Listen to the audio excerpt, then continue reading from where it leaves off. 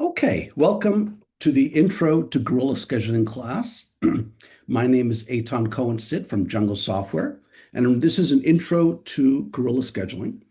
And we're going to go over some of the basics of how to start scheduling your film into Guerrilla. We're also going to go a little bit over some of the new features of Guerrilla 10 that we just released about a week ago, so I'll kind of pepper those in there also. We will also have a Q&A at the end. However, if you do have any questions during the webinar, please feel free to just chat them right in, okay?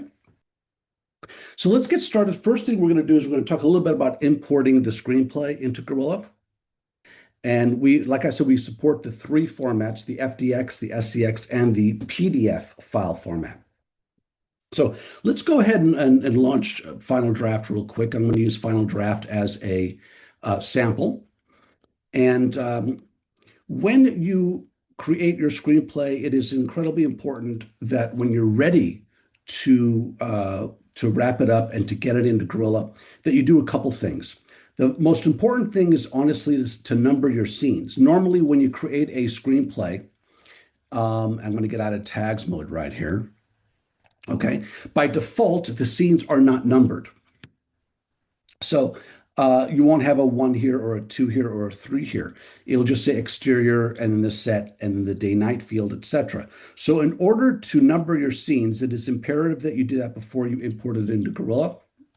You want to go up to the production pull-down menu. Now, this is in Final Draft. In other screenplay programs, it might be a different option.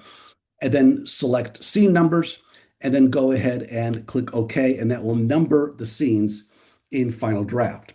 The second thing you want to do before you import it into Guerrilla is run what's called Format Assistant. Now, Final Draft has this option here under Tools, and it is an option here that says Format Assistant. And what this does is it goes through the entire screenplay, and it looks for any errors, mostly formatting errors. Like, character, after character, you should have dialogue, etc. And if it finds any errors, it will point them out to you. You need to fix them. Sometimes there's an auto fix in Final Draft that can say you just click on the fix button and it'll fix that error and move on to the next error. So you want to make sure that you do that first. Okay, after you do those two things, you're ready to import the screenplay into Guerrilla. So let me go into now Guerrilla. I'm going to go into the manager. And when you first launch Guerrilla, you're going to see the project manager. This is where you will have all your schedules and budgets. Okay, now we're just going over the scheduling in this webinar. Next week, we will have a budgeting webinar. So if you want to join that one, we're going to show you how to create a budget based on your schedule and import line items from the schedule into the budget, right? But we're not going to do that today. So once you import the screenplay into Guerrilla, and you do this by clicking the plus sign down here, and you click on the Import Screenplay button right here. Now, Guerrilla, as I said, can import the FDX file, which is the Final Draft file format, the SEX, which stands for Scheduling Export, that is a Movie Magic Screenwriter file format. Or we added this now in Guerrilla 9, you can actually import a PDF, which is really nice.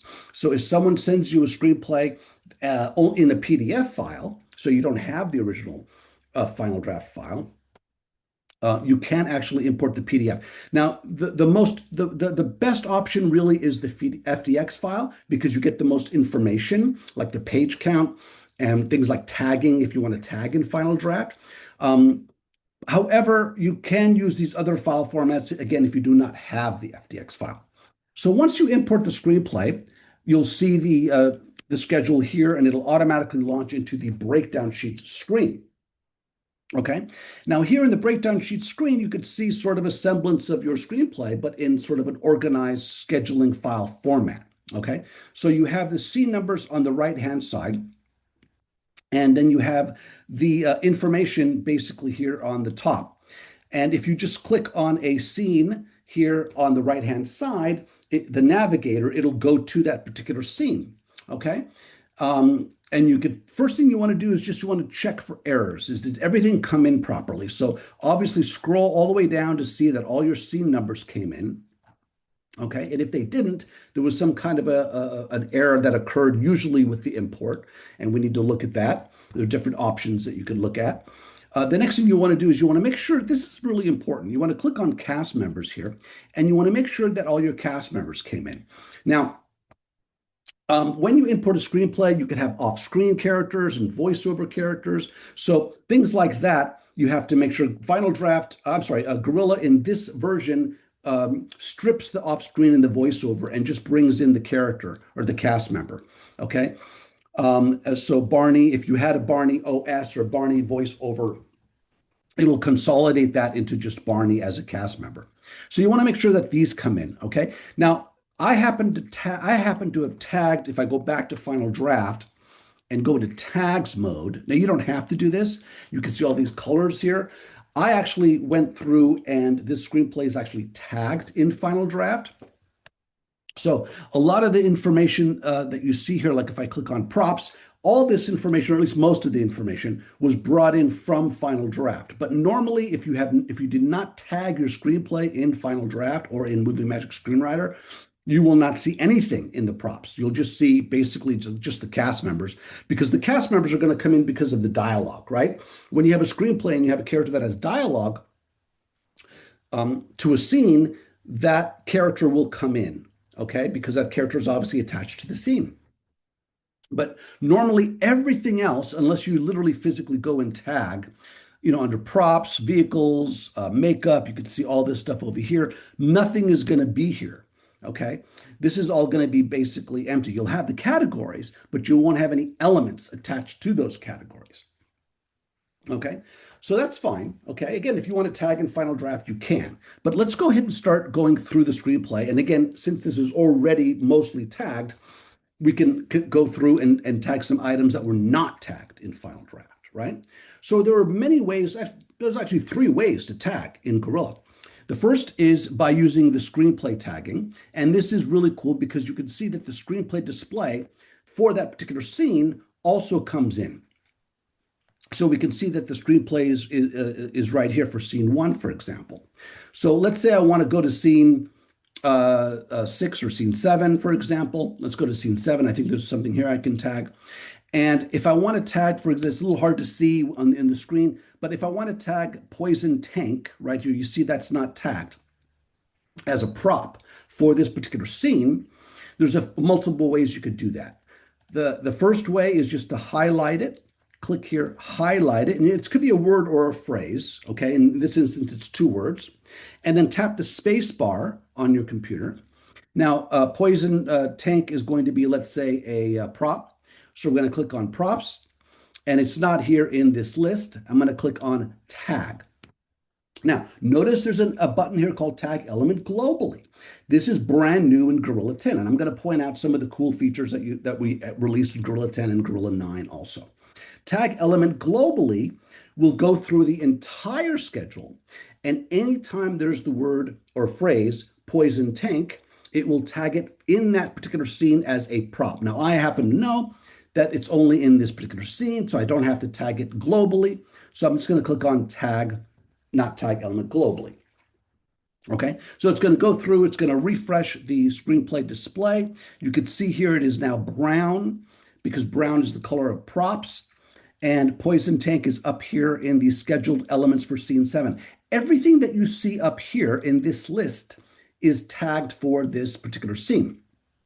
Now, you can scroll up and down here to see other things here. Now, there might be things in this list that are not displayed in the screenplay display, which makes a lot of sense because not everything that you need in the scene is going to be in the actual screenplay, right?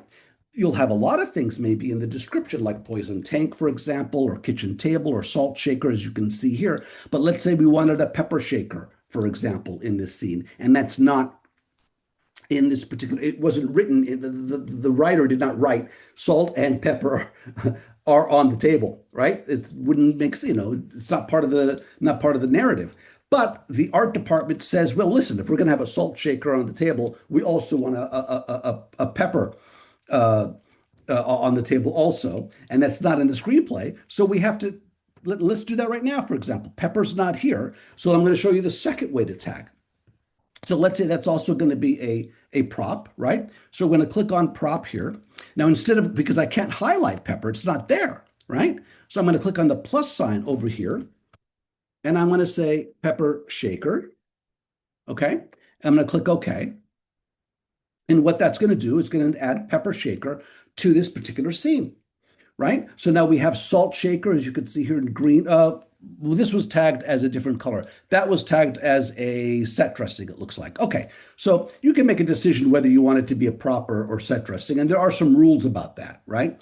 Props, if I'm not mistaken, is usually held by an actor or by a cast member, and set dressing is not. Okay, so that's something that you can decide whether you want to tag it as a prop or as a set dressing. I happen to tag this one as a prop.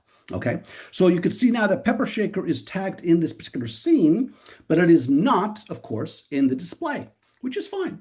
Okay, and if you wanted to hide the display entirely and just you don't need it, you could just click on the X button, and it'll give you more room to see all the elements. Let's say you have a scene that has 20, 30 elements.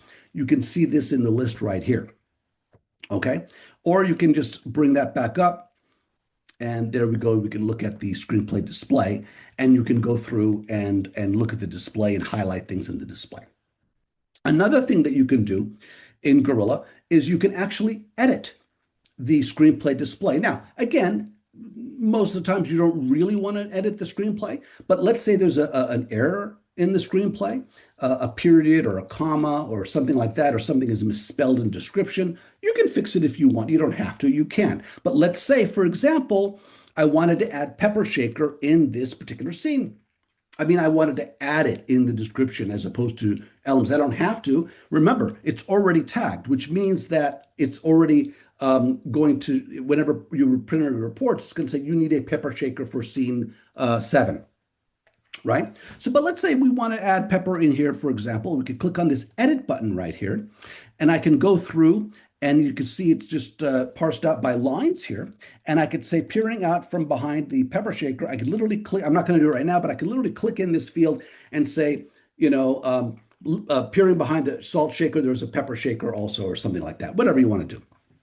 So you could certainly do that and then click right, and then you close this and you close this, and then pepper shaker, whatever you write, whatever line that you write, word, line, whatever, will appear in this particular screenplay display. Okay, so that's how you tag, two ways to tag in a particular scene. All right, any questions about tagging? If you have any questions about tagging, that'd be great. That's what I did right here. I did the fix the import errors, edit the screenplay, and tagging. This is this particular section. If not, let's go ahead and move to the second one. Hey, Don, Oh, yes. I have a quick question. You showed us on Final Draft. All this still works with a PDF if I imported a PDF? So if you import a PDF, nothing is tagged in a PDF, obviously, right? You can't do that in a PDF. But you can, the screenplay display still comes in, right? So you can still go through and let's see over here. I don't have a PDF. I do have actually a PDF that I could try, but the PDF will come in and you'll see the display, and you can highlight a word or a phrase and tag that if you want. Or it's the same. It works the same way. The only difference is that the PDF does not have any pre-tagged elements because you cannot tag a PDF, right? Got it. And what about correcting? Can I correct the Yeah. PDF? Yes, yes. You can if the PDF as long as the screenplay display is here, the PDF will import the screenplay display. You can click on the edit button here, and you can edit the PDF file. Well, not the PDF file, but you can edit this display over here. The only thing that doesn't come in with the PDF natively also is the page count. The page count here, as you can see up here, this is 1 4/8 pages for scene 7. This is determined by the screenplay program. So Final Draft happens to count the page count for the scene, and that's why it comes over. We don't calculate that if you bring in a Final Draft screenplay. Gorilla doesn't calculate that. The Final Draft program calculates that. However, with a PDF, what we did is we created uh,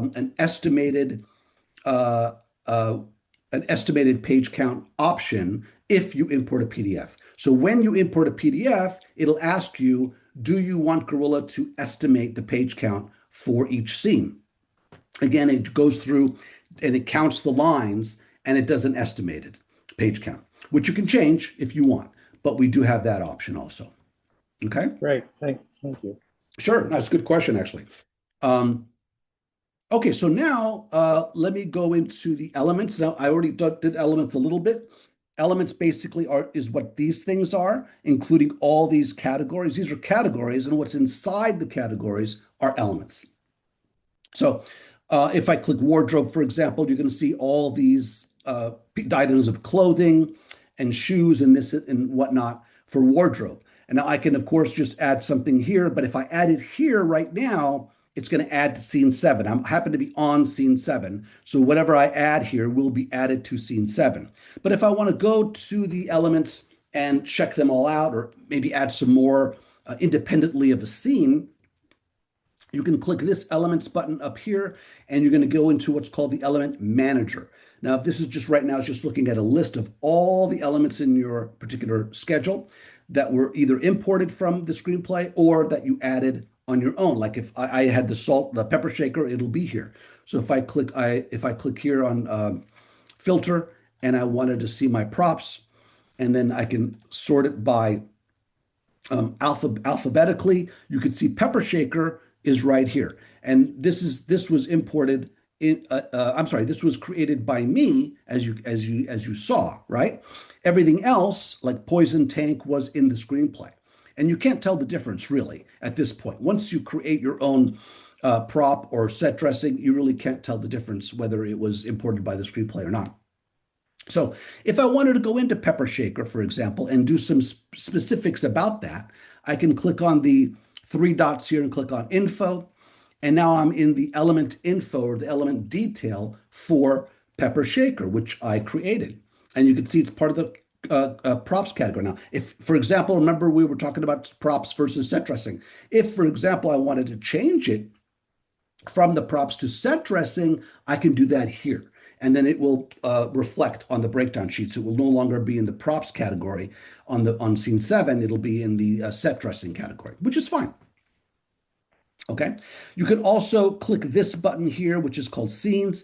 And again, that's where I just added Pepper Shaker, right? I added it to scene 7. But I can also click this button here, this plus button, and I can literally say, well, you know, I want this in every kitchen scene, okay? So if I have another kitchen scene down here, scene 12, I can add scene 12 to Pepper Shaker. And now, of course, if I go to scene 12, you'll see Pepper Shaker in scene 12. Okay, so that's what this scenes tab is. Also tagged as is a feature that I'm not going to go over in this intro class. It's a little bit of an advanced feature, but you can tag an element as a different name, but it's really the same element. Okay, we do have a video on that too that explains how to do that. That's sort of an advanced feature. And then linked, I will go over linked. We do have a video on that. What you could do here is you could link two elements together. So I think I have an example here. Let me go to cast members. I can filter to cast members and go to, I think I have this in Barney. Let me see.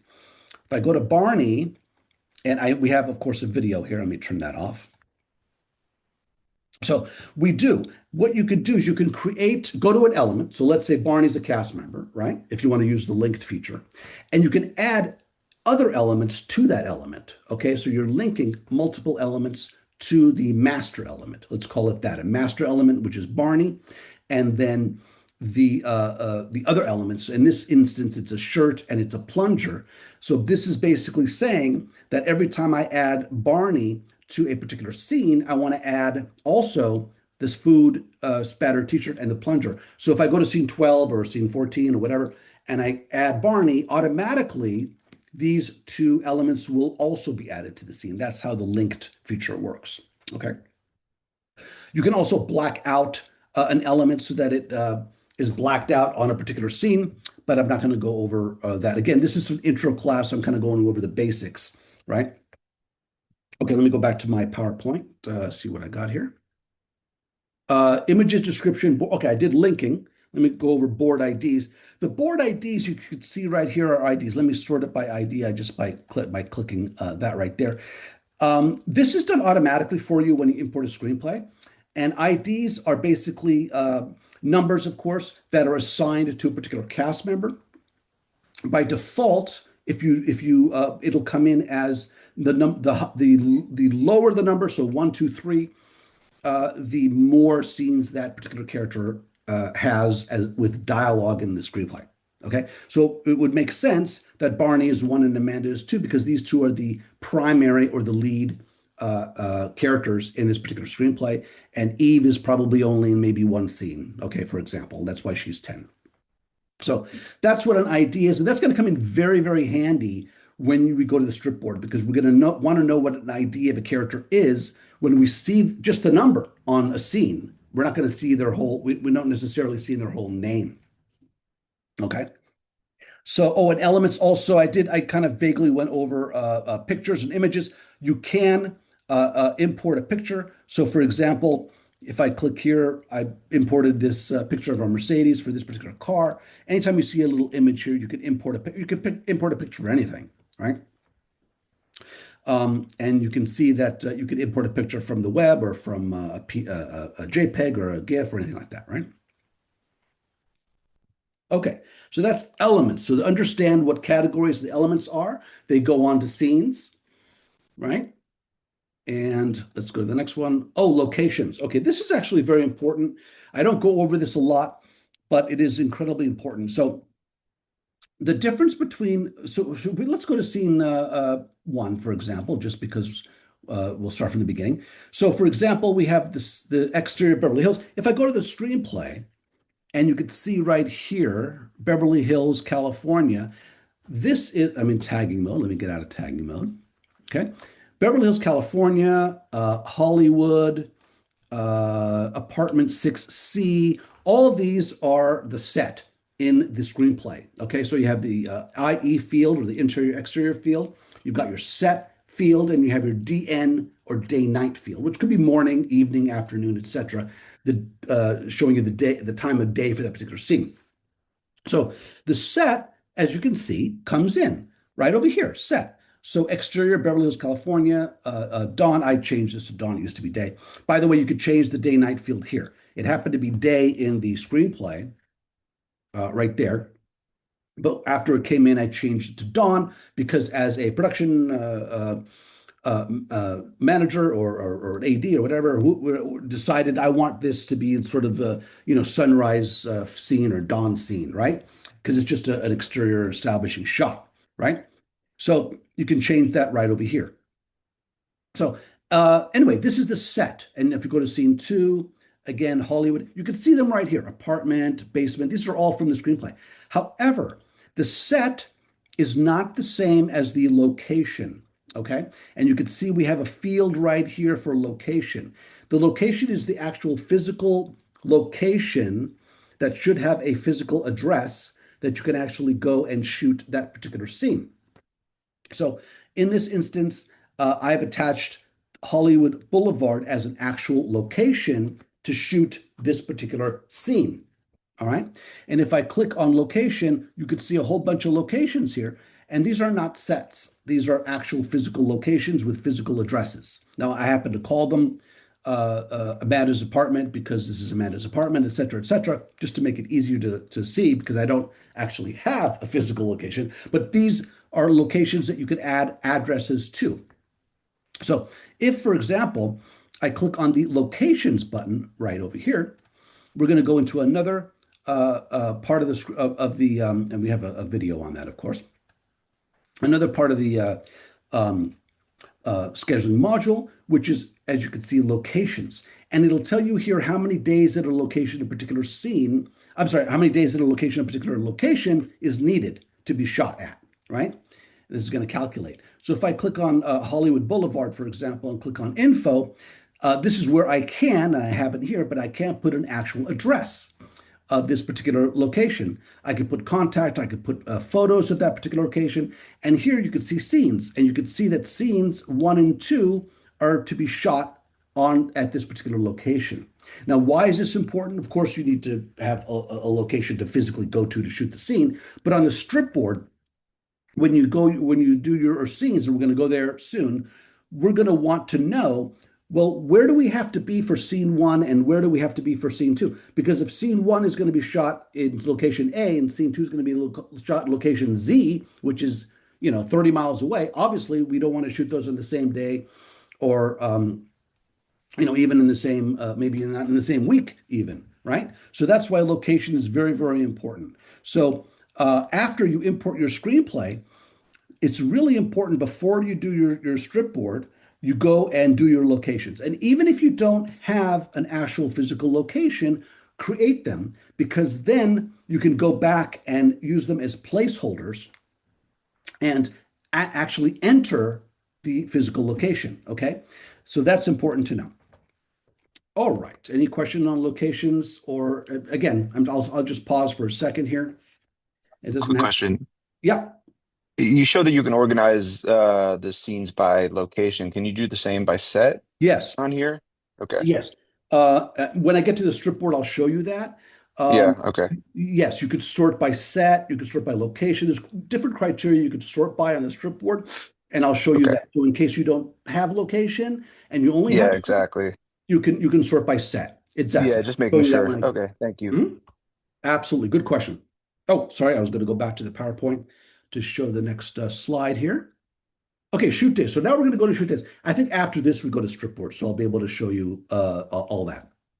So, okay, let me go to shoot days now. So once again, I'm trying to show you this in order of how you would create your schedule by first importing the screenplay, by second doing the breakdown and the elements, by third doing your locations. So this is sort of the order that I would recommend or that we would recommend. You don't have to do that. If you want to jump right into shoot days after you import your schedule, you could certainly do that and then go back and do your locations. It's not going to, it's not going to destroy anything, but this is sort of the order that you should kind of do things in, right? So the shoot days button right over here is going to bring up a calendar. Now, I happen to have already created a calendar for this particular shoot, but if this wasn't here, it would pop up with a, do you want to create a production phase, right? Which is going to look similar to this, right? And you can enter a name for that particular phase. In this case, I called it principal photography. You can give it a color and you can give it a start date and an end date, whether it's 6 weeks, 8 weeks, or what have you. And then you could select off days so that, because normally you're not going to shoot 7 days out of the week. So, and I've already done this, so I'm not going to do it again, but you would enter a start date, an end date, how many weeks you want the shoot to be. You could also just manually enter the date in case it's longer than 12. And then click create single, and it's going to create a set of dates for that particular production phase. Now, this particular production phase is only 10 days from the 2nd to the 11th, with 2 days off on Tuesday and on Wednesday. Okay. So once you create those shoot days, you can then go and create your board. Okay. But you got to create your shoot days before. So you got to get your scenes and your shoot days. And then you could start creating your board. Okay. Because the board is basically a marriage of your breakdown scenes or your scenes and your shoot days. So you can't have the board before you do those two. Okay. Let me go back to the PowerPoint off days. Oh yeah. So yeah, these are my off days. So you can specify. So if you go to, I think it's right over here, and I think it might be edit shoot days. You can specify if you want. I want Saturday and Sunday to be off. So if I wanted to click on Saturday and Sunday right here, I could do that and click on OK, and it'll go through and make Saturday and Sunday my off days through my entire schedule, or Monday and Tuesday, or what have you. I happen to just select these 2 days here, Tuesday and Wednesday, just to give you an example of how to select an off day. Okay. So now I believe we're going to go to the board right now. Let me see here. Oh no, we go to crew and actors. Okay, fine. Let's go to crew and actors, and then we'll go to the board. Again, you can do the board if you want first, but I think there's a reason why I do crew and actors here. So the next thing you can do is you can enter your crew and your actors. Now, by default, I'm going to start with actors. By default, your cast members should come in, of course, from your screenplay these are the characters, right? But these are not actors, right? These are characters or cast members, right? So if I click here, all these cast members came in from the screenplay, but they're not actors, is that right? They're characters. So what you want to do is you want to import or create actors when you're ready to do this. So again, this can be done after the board because a lot of times you might not even do casting, right? Until later on you're getting to the end of the schedule, right? So if I click on the actors button, by default this will come up. It'll be nothing will be here. It'll say, it might just give you an empty record here, right? So these actors I actually created by clicking the plus sign right here, and I literally entered one actor, two actors, three actors, and then what I did is, let's go to the first one here. I literally went in and said, okay. This actress, Jennifer Paris, is going to be playing the role of Eve. Remember, she has just one scene probably, right? And you could want to put in a rate for that particular actor, you can. You could put in the contact information, so you got your address here. Again, this is more of a contact manager database, but the nice thing about it is you can attach a character or a cast member to a particular actor. And that's important because when you do things like data days, when you print out reports, an actor report, you want their phone numbers, you want your call sheet, you want your actors on there also. Okay, when you print a call sheet, you don't just want, Eve to show up on the call sheet. You want Paris, Paris to show up, right, as the character Eve on the call sheet with her number. Okay, so for example, here, John Doe, I don't have a role played, as you can see here. I've got a role played for every other character or every other actor, but John Doe I don't. So if I click on the three dots here and click on info, I can go down here to John Doe and click on the plus sign and say, I want John Doe to be the pedestrian. Okay. And now he's cast as the pedestrian, as you can see right here. And if I close that, you can see now John Doe as a background actor is cast as the pedestrian. And if I close this up, we will now go to the board and we can see that John Doe will be there. Okay.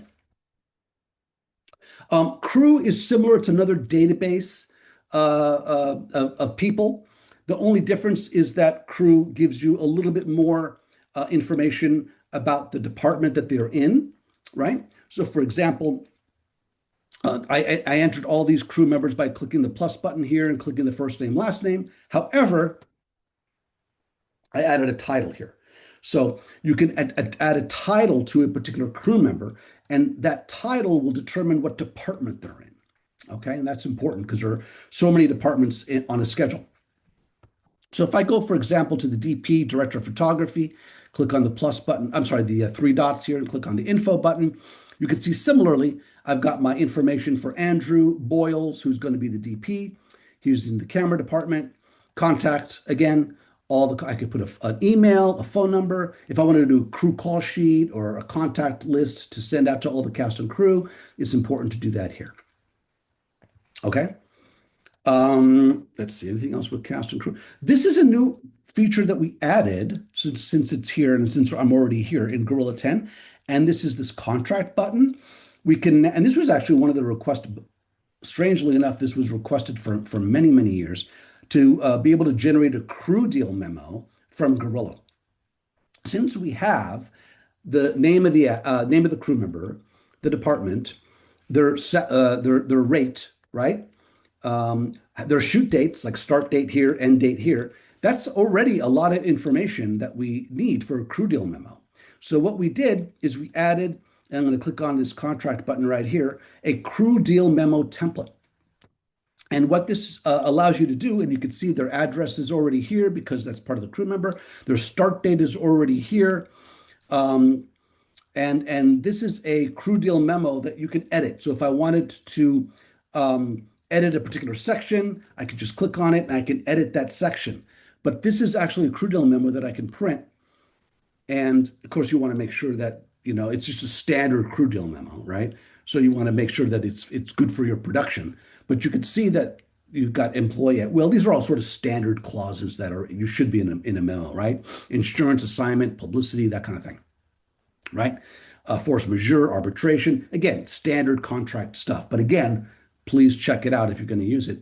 And then, they could sign it, right? So you could print out crew deal memos right from Gorilla for crew. So that's a brand new feature in Gorilla 10. Okay, let's go now into the strip board. So now that we've got our breakdown sheets, we've got our shoot days, let's go to the board. And when you go to the strip board, you click on that strip board button.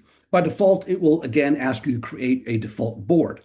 And select what phase you want. So I basically, if I click on this button right here, this is what you're going to see when you first go into the board. It's going to say name the board. You can name it whatever you want, and you could have multiple boards, right? You could have board 1, board 2, board 3, and then you want to select a phase. So I added the main phase, which is that 10 days or 11 days, which is my principal photography phase, and I click to create board. And when you do, a board is going to come up.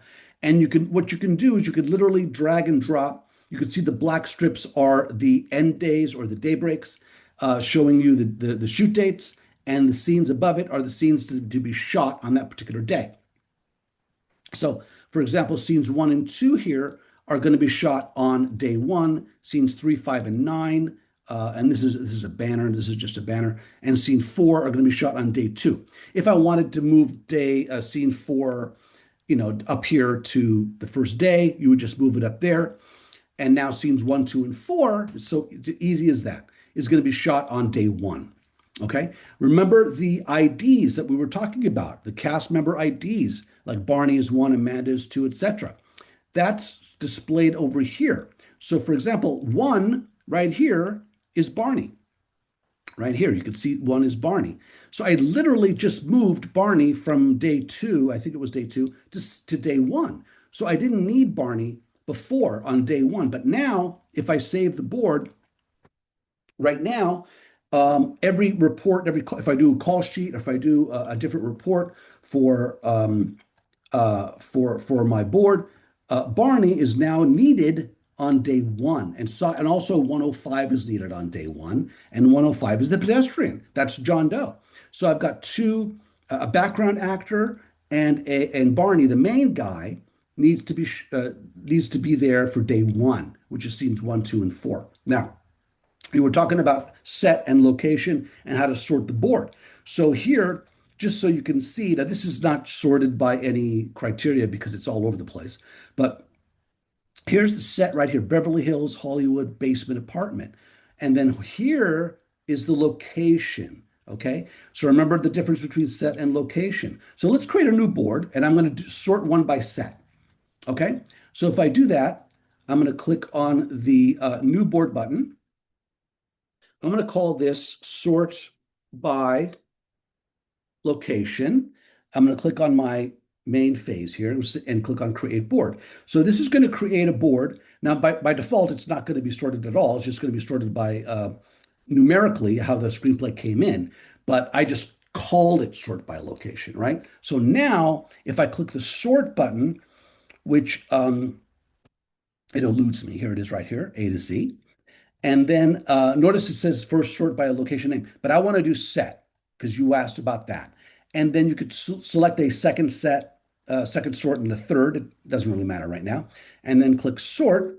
Now it's going to give you a warning because it's going to reshuffle the board, right? And anything that you've done before is going to be undone, right? So here we go here, and this is now sorted by set, not by location. So Amanda's bedroom, apartment, apartment, apartment. There we go. See, these 3 apartments are together. Basement, basement, basement, etc., etc., etc. So if I wanted to make a daybreak here, and I wanted to make a daybreak there, and I wanted to make a daybreak there, you can see my basement scenes based on set are going to be clustered together. My apartment scenes are going to be clustered together, 3, 5, and 7. And then I can continue doing this whatever you want, right? And then I could save this board by clicking the save button. And now I've got I've got more than 1 board saved, but now I've got at least 2 boards, right? One is sorted by set, which is what this, I'm sorry, I called it location. It was supposed to be set, right? I made a mistake. I called it sort by location, but it's really sorted by set. Um, so if I go back to the other board, let's say I go to this one right here, that's my default board. Now I can go back to my default board. Okay. So, and that's another thing. You could have multiple boards, right?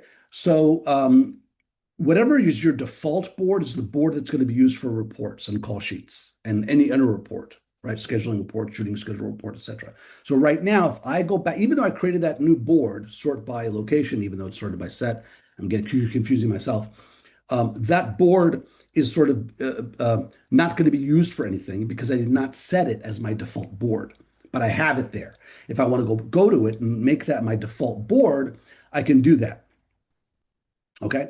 And you do that by clicking here and then see the default button. The checkbox is right there. I can say sort by location. I can change this to set, by the way, because that's really what it is, right?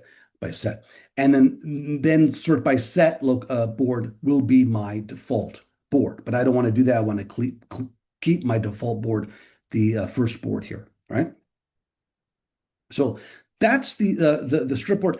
Another option, another feature that we added in Gorilla 10, which is really, really cool, is a third row line, a row C on the board. So right here, you'll see a new button. This is a brand new button that says row C. If I click it, it's going to add a brand new line. Now it happens to be blank right now, but it's a brand new line here that I can assign any one of these criteria to that particular line. So instead of having just two rows, I could see row 1, row 2. I now have row 3, really called A, B, and C. So if I wanted, for example, the description or the synopsis, right, to be here, I can do that. And we have a whole video on that, but you would click on this button here, this custom design, and you can see there's row C right there. And this print row C button has to be checked. If not, it's not going to show. And then what you can do is, let's say you wanted the synopsis to be on row C, I can go down here and do that. And that's giving you a sample right there. So it moves the synopsis from, I think it was row B7 or something like that, to row C. And you can do this with any criteria. So if you want the IDs there, if you want any other criteria there, you could do that. So if I close this right now, I click OK. Notice that on the board now, I've got a whole another row here, and the synopsis is right here. And I can still move things up and down. It doesn't affect that at all. But and it'll print this way too. So it's kind of cool that you could add another row there and just one long row, as opposed to these two, by the way. These two are divided up into 12 sections, I think. This one is just one long row. And that's a new feature that we added in Gorilla 10. Okay. Let me see now. I'm trying to I have a question for you. yeah. So you set up your calendar first because you knew that you had 7 shoot days. And then so once you went to the board, you had your 7 shoot days and you put them where they needed to go. Yeah. Could you, if you didn't know how many days that you had or needed, could you not go to your board, look at everything, see how many days you need, add the day breaks from there, and then go back and put the dates in? Do you know what I'm saying? Yeah, right. You have to create at least something. You got to create at least one Yeah, shoot day, okay? Just to have, you cannot create a board without one shoot day. it So won't it you won't got to let create you one. go to the board first. No, you created your Okay, shoot days first, got it. and then you come here, you'll see one day break. And if you want to add a new day break, you could do it right here too, by the way. Um, I think is it that button? Let's see. Yeah, that's what I'm wondering. Yeah, Maybe okay, I this, see no, that. that's add scene. You can't, no, it's probably not a button. It's probably up here. That one did say add daybreak. You know what? It's that add, that's, I think that adds an existing day break. But Oh, it this says auto daybreak. Got it. auto daybreak will break it all up. This is great for the sorting. So if I sorted by set and instead of me dragging each one up and down, I could do auto and say every 3 days, yeah, every 3 pages or 2.5 pages, add a break. That's what the auto does. So if you And then have, that one directly to the right of that that says add daybreak, you're saying that adds an existing one um, to the right. Oh, then there's insert daybreak. add all day breaks will this Oh, will that says actually all go daybreaks. through and get rid of all your day breaks. It'll probably give you a warning and add them again at the end. But if you wanted, Yeah, sorry. and It was small. I thought it said add, not all. Sorry about that. yeah, it says all.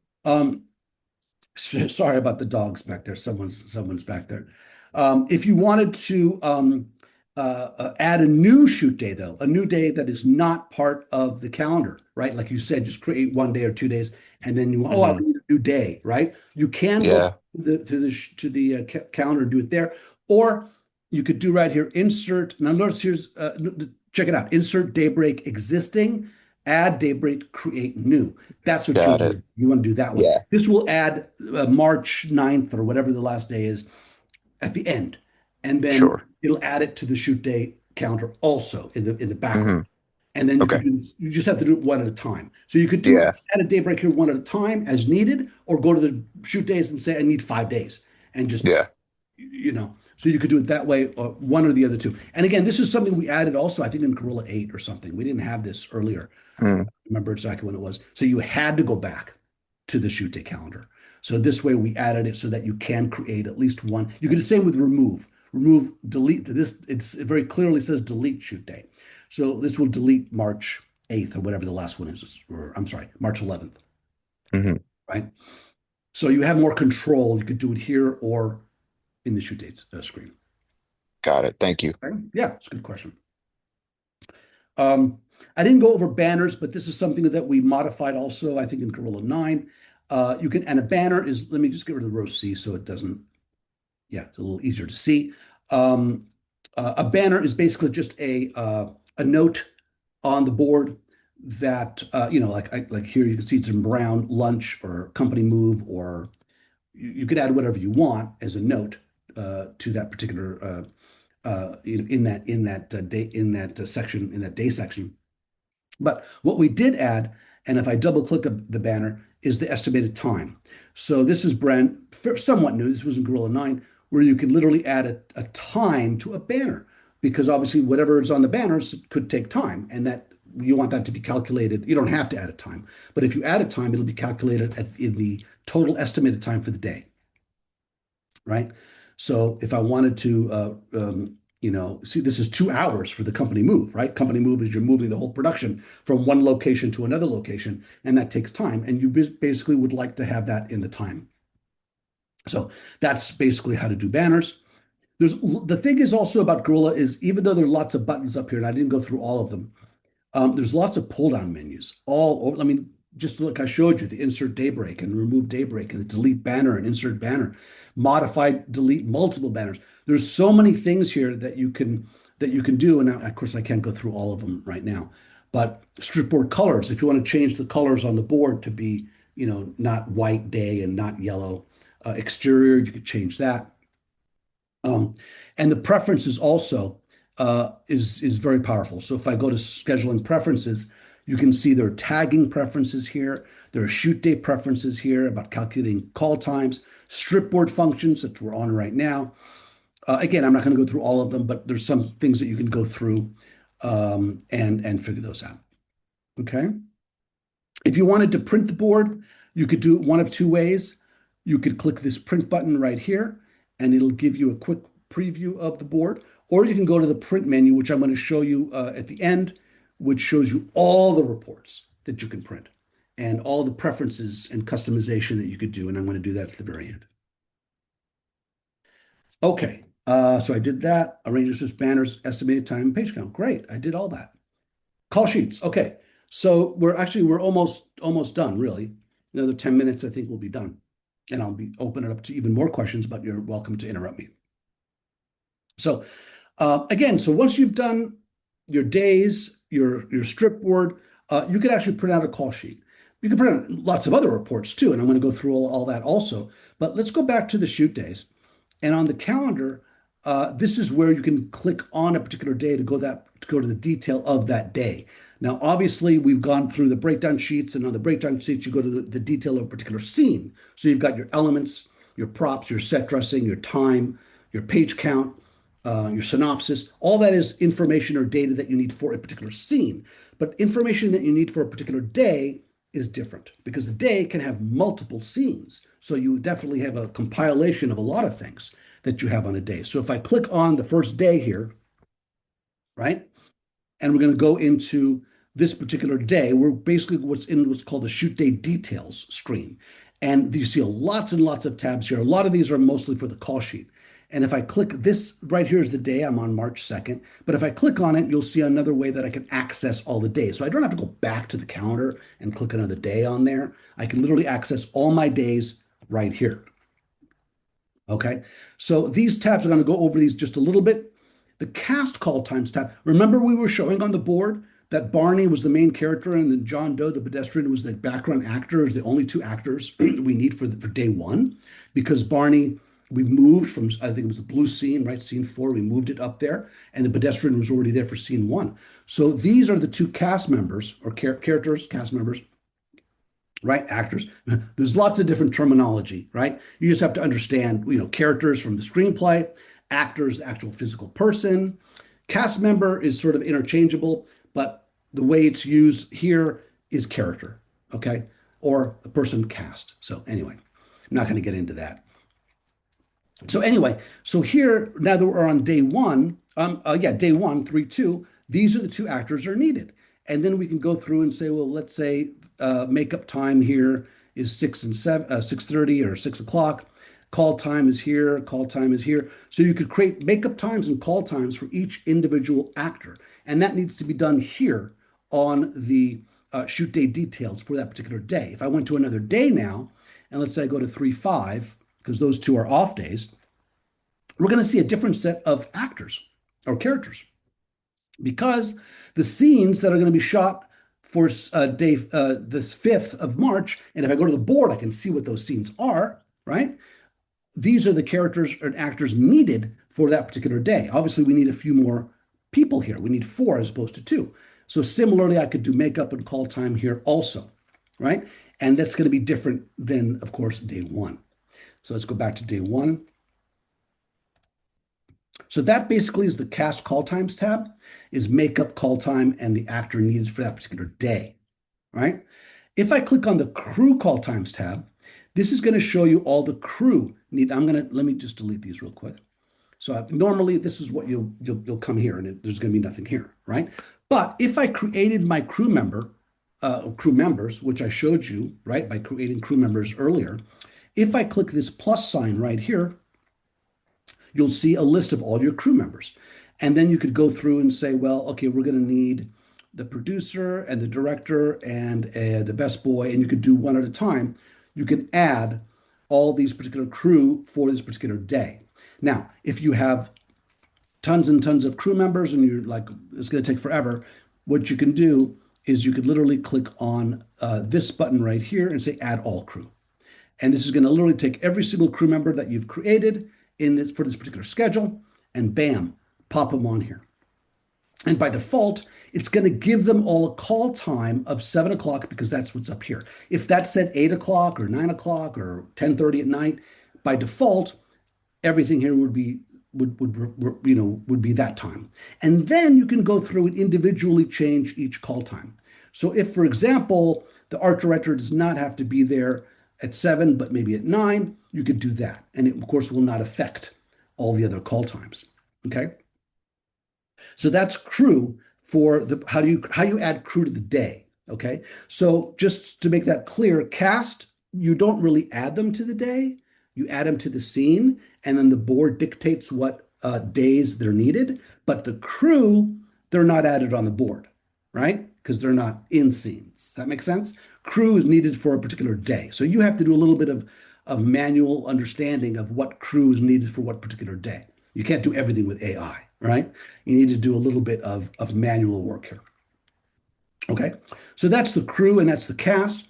So, and there's lots of other things here I'm not going to go over, but you could do catering, you could do meal times, weather information, hospital parking for the particular day. Again, this is all for the day, right? Weather for the day, parking for the day, hospital information for the day, atmosphere and stand-ins for the day, because we're on March 2nd. So everything here is about the day. Once this is all done, you can then go into the print button here, and you can select a call sheet. Now, this is part of Koala Call Sheets. I didn't mention that, but Koala Call Sheets is an add-on to Gorilla Scheduling. Because it's a whole module in and of itself that allows you to print tons and tons of different templates. We've got many templates here that you could print a call sheet from. Okay, and then you could click on the template that you want, and you could print a PDF call sheet and email it to all your cast and crew. So I'm going to move on to, I think, other reports.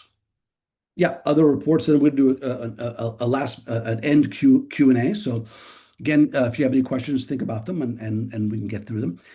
A few other features that we added, and this was in Gorilla 9. You could see down here, if you could look down here at the very, very bottom, these tasks. This was added actually in Gorilla 9, which is really kind of cool. What you could do now is you can add a task to the schedule, and you can do as many tasks as you want, whether it is as detailed as costume designer hired or not hired, or screenplay finished, and the screenplay need a final draft or what have you. And then you could say whether a task was completed or not completed. And in order to do that, you click over here to the button that says open up this task button here, and you can see all the tasks right here, and you could add as many tasks as you want and assign that task to a particular crew member or an actor, right? And a due date. So if I click this, for example, this little button right there, this edit button, you could see that prop master hired, assigned to Charlie Brown, the due date is da da da da, and a note. And if you want to print all your tasks, you could do that. You could email them directly from Gorilla to your cast and crew. So that's pretty cool. We added that in Gorilla 9 to be able to do tasks. So let's go back to reports. I showed you the call sheet report in call sheets. However, down here, if you click the print button, this is going to show you, oh, there we go. This is going to show you all the quick reports that you could print. These are just quick reports. We have more. But for example, if you want to very quickly print out the shooting schedule, you could do that. Let's go ahead and print that one. If you wanted to print a different report, you could do that. And you could also go to the file print button. This is a little bit more controlled because number one, you see all the reports. Down here, you only saw, I think, 9 of them or something, or 12 of them or something like that. But here you got all the reports, and each little gear button down here allows you to specify preferences for that particular report. So you can customize the report, whether to show or not to show, or to print or not to print a certain detail of that particular report. And there's lots of them here. Really just tons of reports. Data days. We have got our one line, our shooting schedule I showed you, the stripboard report, which I showed you, and they're broken down into categories. So if you want to just print a crew list, you could go here and say, I want my crew list, right? Just go to contact manager, or an actor list. Or if you want to do a location report, I could do that by just clicking locations. Down here, you have an Excel button. This allows you to export certain reports to Excel. So if you wanted to export certain things to Excel, you could do a shooting schedule to Excel. Sorry, I can't talk, or something like that, right? PDF is the same as print, basically, right? So that is printing reports, I think. Yeah. And Q&A. We had some good questions there already, but if you have any other questions, again, there's a lot to cover here. I just wanted to do an intro on how to get started on what the certain modules are. But if you have any particular questions or any general questions in general, even questions about budgeting, that's fine too. So I'll open it up now for questions if anyone has any questions. Hey, Ton, I have a question. Eric Mofford here. Yeah. So the reports, as far as you've got a couple examples in a couple areas where you can choose what you want and what you don't want. But what if I want to have, say, the way your layout is that you have your set in one place, but I actually want it somewhere else? Do I have the capabilities of moving stuff around in a different way to customize it for my needs? The best thing to do that is then to probably export that report into Excel and then modify it as needed. But if you wanted, for example, the breakdown sheet summary report or something like that, and if you wanted, let's see here if I can maybe this is, I don't know if this is a good example or not, but let's see. So this is the what the report looks like. So if you wanted this scene's one to be in the center, you could do Right. that. Yeah, we can't modify that. This is sort of hard coded. Um, but if you wanted to, if you looked at the gear button, whatever you can change there, I think it said like print props in caps or print in caps or something like that. You could do that. So there are some things you can do there with the gear button. But if you really wanted to modify this and make this in italics or something like that, then no, you can't modify it. But a lot of these things you can export to Excel and then modify them there if you want to. We've got a lot of That's the great. reports that you can export. One other follow-up question is on the call sheet, is there sections that I can add to, sometimes you want to have some safety notes or notes that Yeah, that yeah, you want to make sure everybody on the crew is aware of, like yeah, no pets on set today or yeah, something like that. Is there yeah. somewhere where I can put that into on a Yeah, call the, sheet? the, the call sheet is a lot more customizable. There you can well, see even right here you've got notes is right here, special notes two, special notes three, and if you Great. go into the gear button, you could see right here notes right now it's in block 13, and this is one, two, and three. But if you wanted notes on the top of the call sheet, you can change that here and say I want notes at the top of the call sheet. So you can't specify the location of these blocks. So if you said, crew da da da da, be here, park here, dress this way, whatever, and you want that at the top of the call sheet, you can just specify that right here instead of quote of the day. Change that to notes, and then make sure Copy that's that. that's right here. No Great. smoking on set, that kind of thing. So and then each one of these gears, I'm sorry, carrots or down carrots, also has a few things here. So if I go down to notes, let's see if there's anything here. Oh, right here, print notes at end, allow more room. There you go. Print Great. directions, print notes, not no. So you have certain things there you can do if you just click on it and they don't have special notes. All right. But anyway, you could see that there's certain like print category and color. So there are certain preferences that you can do, but we can't do everything. The call sheet also can be exported to Excel and with all that information. So you can, because people sometimes really want to customize the call sheet, really customize, Right. really want their own Excel call sheet, but the data is a pain in the ass to get in. But you could do that here. You can export your call sheet into Excel, open it up. And if you really do know Excel very well, you can do an API so that you can, create your template in Excel and then export your, we don't, do that, but you can do that. It is possible to do that and then export your information to Excel so you don't have to constantly build it every time. You can create a template that you like and then import that stuff into it. That's a little more advanced, but Yeah, Excel. no, but I mean, I think that's one of the greatest sells on Gorilla is the fact that you can put it into Excel and make those customized changes if Yeah.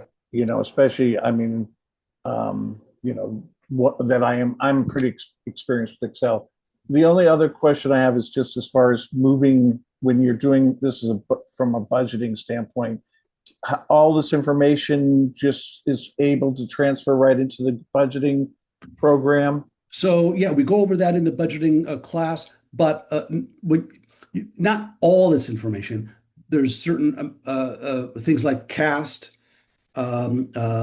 crew, locations, um, uh, Schedule, I assume. the schedule in terms of how many days an actor is working. I like to add a day's information, so 6 days for an actor or something like that. Or yeah, so that information can be imported from the schedule into the budget. Um, I mean, things like, you know, but yeah, a lot, even the elements like props. If you want to import all your props in there, you can do that. You could do that too, or set dressing or whatever. So Right. a lot could be imported, not everything, but a lot. Just give me an example of something that couldn't be. Yeah, let me think for a second what can't be. Um, uh, okay, weather information for a day. Right. Who cares on that on a budget, Yeah, right? what would you need that for? But again, most of the stuff you can. So, for example, let me see, let me go into but the budget here and see.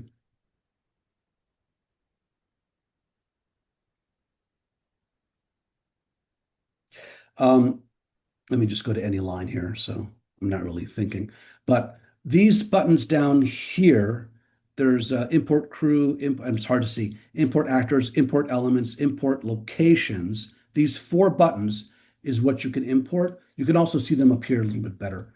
Um, Somewhere, hold on, import scheduling right there. Yeah, crew, actor, elements, locations.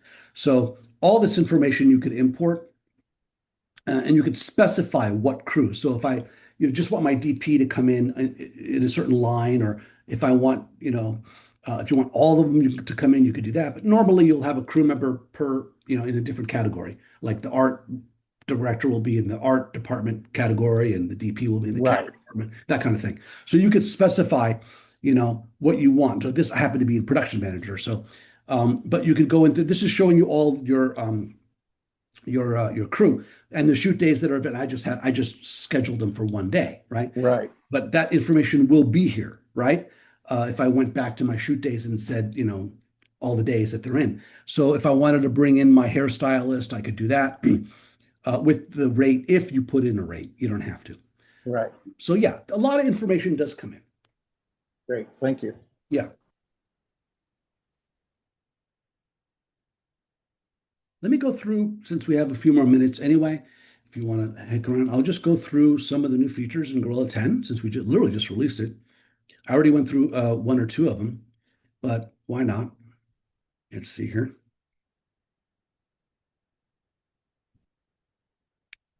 Hold on here.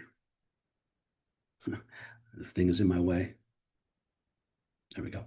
Okay, so here are the new features in 10. The third row strip board, which I showed you. Delete multiple elements. This is actually cool. I could show you that. You could literally go into the elements and delete multiple elements. Before, if you wanted to delete a whole slew of elements, you had to delete them one at a time. Now you could just check, boom, boom, boom, boom, boom, boom, boom, and delete, and they're all gone. Undo delete breakdown sheet. So if you deleted a breakdown sheet here on the breakdown sheet screen, there was no way to bring it back. Now, if you delete a breakdown sheet, the last one you could undo, and it'll come back with all the elements in the screenplay display in that for that particular breakdown sheet will come back. Oh, increase budget by a percentage. That's really cool, actually. It's different than a contingency. So a contingency in a budget is, let's say you want to add 5% or 10% to the total. It'll create one line and create a 5% or 10% or 20% contingency for that budget, which is nice. But if you wanted to really fine tune the budget and say, listen, I just want everything to go up 3%. And this will literally go into each detail line item. Like, let's say production manager is $1,500 and I want to say that I want up 3%. It'll bring that up. It'll bring every single line item up or down a percentage that you determine. So different than a contingency, which is a one lump sum. This will bring up or down line items. Okay. Multiple line items for the budget, also a budget feature, which goes through and you could select different line items in the account and delete them all or copy them all or move them all. That's very powerful. The crew deal memo I showed you, tag element globally, I explained, and the export fringes. You can now export fringes and globals to a tab separated text Excel file. So these are the main features. We have some others in there, minor ones that we didn't point out here, but these are the main new features in Gorilla 10. This gives you all the 9 features. So production checklist, I showed you that one. The taskbar, the languages, we can now show, if you want Gorilla in German, in Spanish, you could do that. You could literally just say change to Chinese. You could do that. The split screen breakdown stripper, I didn't show that. The add time to banners, the import PDF. Let me show the split screen. This is actually kind of fun. But this one, if I go into the strip board, and this was one of those requested features, so it's just kind of cool. So you've got your strip board here, but if you click this button, this is a brand new button here, and what this will do is it'll split the screen into the right-hand side, which is the same board that we were just looking at, and on the left is the breakdown sheet for the corresponding scene. So if I want to just double-click, if I double-click on scene 4 or double-click on scene 5, it'll show that here, and you can reference that, or you can add or delete items if you want on that. So that's kind of cool. You have a split screen board there. So a lot of really cool things that we added. It's on the split screen is very cool. I have a quick question about the languages. So I've entered everything in English, Yeah. and all of a sudden now I have to have a crew in Lithuania that needs to see it in their language. Are any language or So, so the data that you enter does not change. So whether I change this to Chinese, and I'll show you the languages in a minute, all that like we move all this stuff that you enter does not change to it doesn't translate everything oh, okay. to Spanish or it's the labels. So it's more for functionality of someone who's Spanish speaking that if I go here to extras and say set language for Gorilla and I say let's do Spanish right over here, and those are the ones who don't have Lithuanian, sorry. Right, right. If I see Spanish, you're going to see the labels here are all in Spanish. The data does not change. Now this does. This does because we easily this is by a template part of this Gorilla, but all the data, the screen, nothing is. It's not going to translate your schedule to Spanish. It's only going to show. So you look, notice up here. This is all Spanish up here. Right, right. So it's easier to navigate through the buttons. You see all these right now, Spanish. It's easier to navigate through. Um, you know, in that particular language, Japanese, French, we got a whole bunch here to choose from, Right, right? right. So it's more for the user, so if they can't understand English or it's a little hard for them in English. Got it. Thank you. Yeah. All right, excellent. If you do have any questions, feel free to email us or chat us in. We're going to do the budgeting one next week. I think same time, and we're just going to go over budgeting. And this is going to be the how to create a budget, how to import things like the scheduling information, globals and fringes. We're going to go over that, budget reports, um, accounting, which is kind of cool, tracking expenses, things like that. So we're going to go over all that in the budgeting webinar next week. Okay, so if you want that, definitely sign up for that one. All right, guys. Great. Thank See you next week. All right, guys. Thank you. Thank you. Thank you. You're very welcome.